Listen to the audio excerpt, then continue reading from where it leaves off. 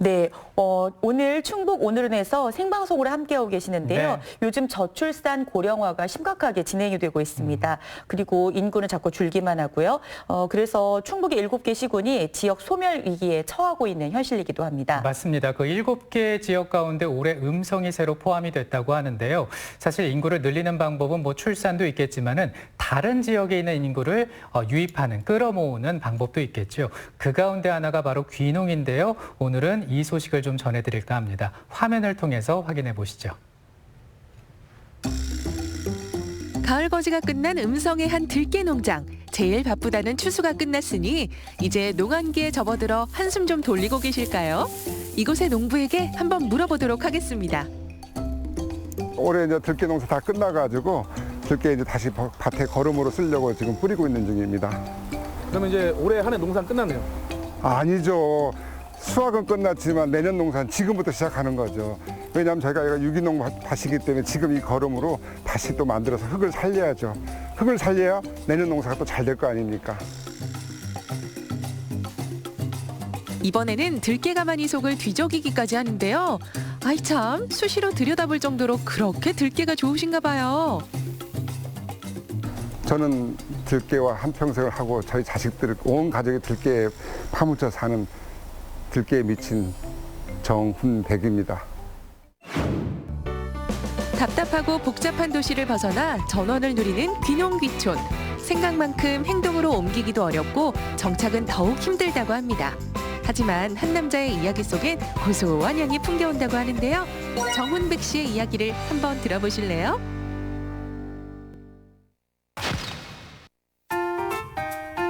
정훈백 씨의 농장에는 이맘때쯤 찾아오는 손님 농부들이 특히 많다고 합니다. 한 해 동안 열심히 땀 흘려 농사지은 들깨를 한가득 싣고 말이죠. 아이고, 어서 오십시오. 들깨 가져왔습니다.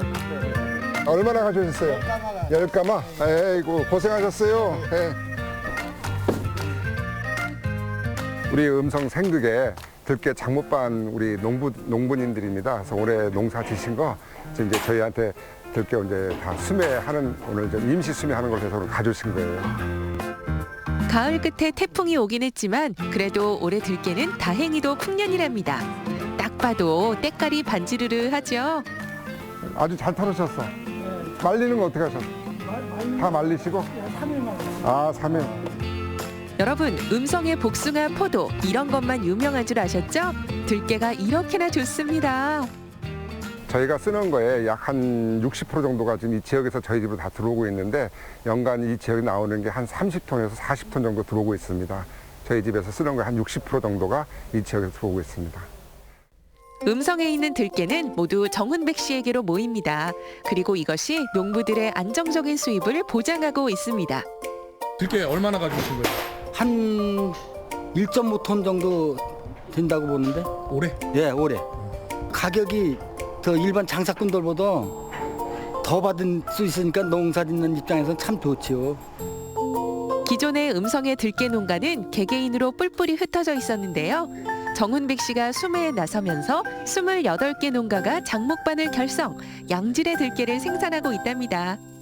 들깨 250kg 가져왔는데 이제 돈 받으려고 이제 적는 거지요. 사장님이 돈 잘 주세요? 아, 그럼 잘 주지요. 들깨 하나로 마을의 모습을 바꿔낸 정훈백 씨인데요.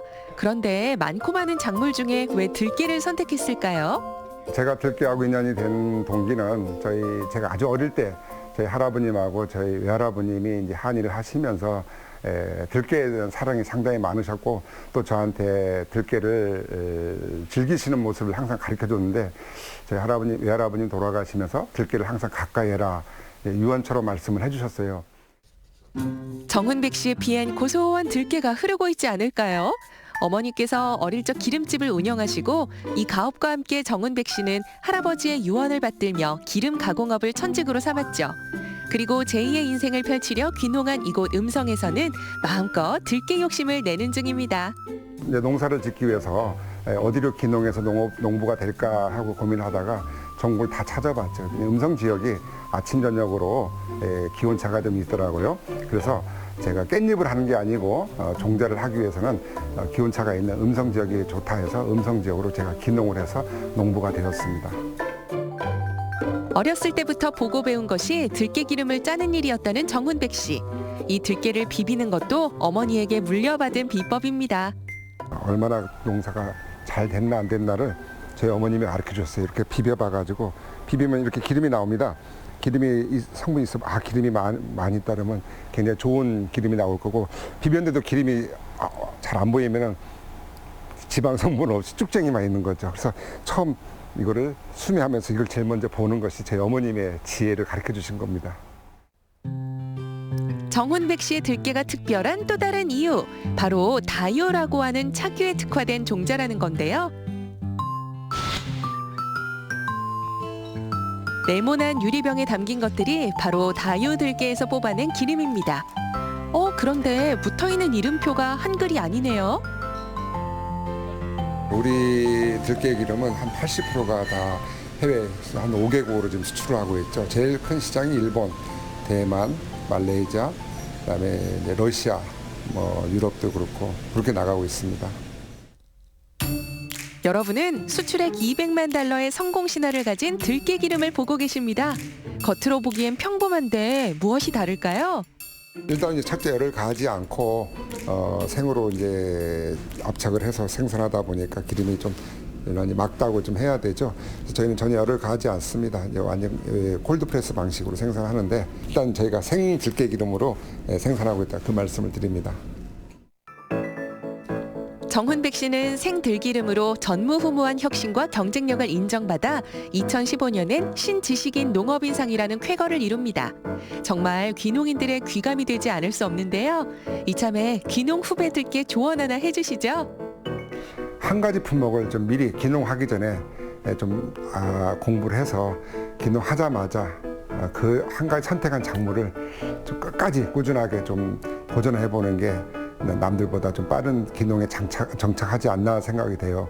왜냐하면 귀농에서 이 작물 저 작물 하다 보면 농사는 1년이거든요. 한 번 놓치면 몇 년 가면 지치니까 한 작물을 미리 귀농하기 전에 선택해서 오시자마자 그 작물을 가지고 한번 끝까지 농사에 도전해 보면 좀 비전이 보이지 않나 저는 그렇게 생각합니다.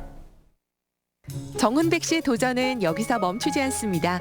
농장 한편에 만들어진 이 공간은 현재 영농을 열심히 공부하고 있는 아들들과 함께 운영 중인 곳인데요. 이곳에서도 정훈백 씨의 저력을 확인할 수 있습니다.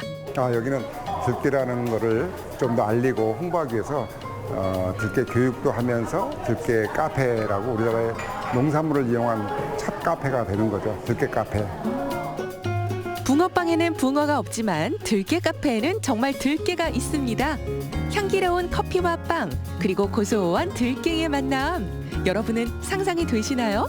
커피와 우리 농산물 들깨를 융복합을 해가지고 만들어낸 들깨 커피. 그다음에 이제 바게트가 있는데 저희 생들기름으로 만든 바게트, 이런 들깨를 이용한 음식을 우리가 소비자들한테 제공하고 있는 겁니다. 에스프레소와 우유를 섞은 것을 카페라떼라고 하죠. 여기에 들깨가루를 듬뿍 넣은 생크림을 얹었습니다. 이름하여 임자라떼. SNS에서는 이미 모르는 사람 빼고는 다 안답니다. 어떤 맛일까요? 제가 예상한 것보다 정말 획기적인 맛이네요. 들깨랑 커피랑 어울릴지 몰랐는데 너무 잘 어울리는 것 같아요. 맛있어요? 네, 너무 맛있어요. 그리고 이 공간은 들깨 교실이 되기도 합니다. 정훈백 씨는 귀농 후에 경험한 것들을 다른 귀농인에게 아낌없이 알리는 일에도 힘을 쓰고 있는데요. 제가 이제 수출을 하면서 농산물을 좀 얻고 들은 얘기들을 지금 우리 농사 지시고 귀농귀촌 오신 분들한테 좀 한 가지라도 좀 알려드리면 어떨까 하는 차원에서 공유하는 차원에서 이렇게 얘기를 강의를 하고 있습니다.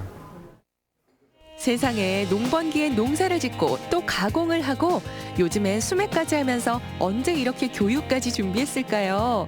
정훈백 씨 덕에 개천에서 음성에선 출중한 귀농인이 날지도 모르겠습니다. 그 농촌 발전을 위해서 상당히 우리 회장님이 좋은 말씀을 많이 하십니다. 그걸 듣고 보니까 이렇게 저도 앞으로 이런 식으로 기촌 생활을 하면 되겠다 많이 느끼고 배우는 점이 많죠. 올해로 귀농 7년차, 지은이 정훈백으로 되어 있는 앞으로의 귀농 인생은 어떤 이야기들이 쓰이게 될까요? 우리 한민족만이 먹고 있는 생들깨 기름을 좀 더 많은 해외 분들한테 알려서 우리 한국의 건강한 농식품이 좀 퍼져나가는 게 이제 꿈이고, 하나 더 바람이 있다면은 우리 들깨에 대한 관련된 연구소라든지 박물관이 좀 하루빨리 좀 생겼으면 하는 게 또 개인적인 바람입니다.